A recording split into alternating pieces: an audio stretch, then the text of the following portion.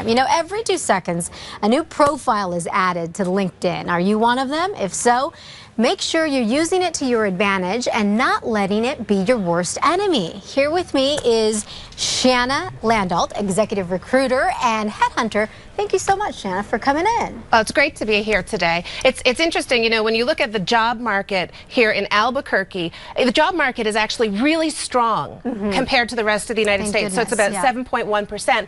But here's what's interesting is that your job postings have actually gone down 27% in the last year. Ooh. So what that typically means is that when somebody has a job, they think, boy, I'm not going to leave. I'm going to stay here because I've got something that's secure. So what that means for job seekers is they need every advantage because it's very competitive. That's interesting. And LinkedIn really is like a tool for you to get out there and network. That's right. right. It's another way of networking, right? It is, but you know, if you look at it, it's critical to your job search. 94% of recruiters use LinkedIn to vet their candidates. So the first place I go when I'm doing a search is LinkedIn. Okay, so what are the 3 things that users should never do on LinkedIn? All right.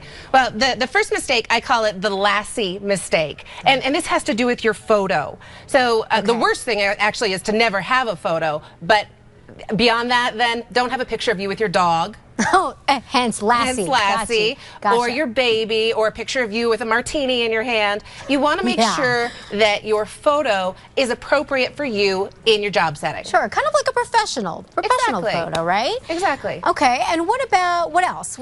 Because that number 1 is key. Absolutely. Well, the second one I call the Match.com mistake. So you never want to put actively seeking new opportunities in the heading of your LinkedIn profile. Really? It's like dating. It makes you look a little bit desperate when everybody knows that you're out there.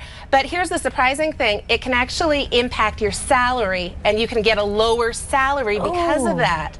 So people want what they can't have. And if an employer thinks, boy, I really want this person, I'm going to have to attract them, they'll be willing to pay more than if you're saying, hey, I'm available, take me, take me. Yes, that is such a good point. I'm so glad you're bringing that up. Then you have something called the 007. Yeah, the 007. So unless you're an international secret agent, you don't want to put confidential as the name of your current company. Now, people do that because they think, boy, I don't want my boss or my employer to know that I'm open to opportunities.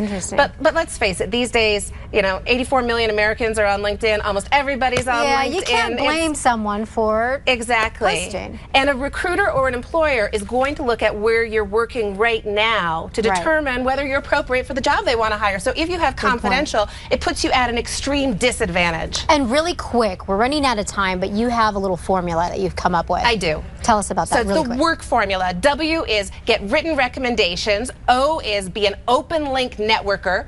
R is be reachable. Actually put your phone number and your email address right on your LinkedIn profile. And K is know who the recruiters are in your area and in your sector. That is great. Very simple. Thank you, Shanna, so much for coming in. And of course, to research her, visit our website, KASA.com, and click on KASA Club. Thanks again.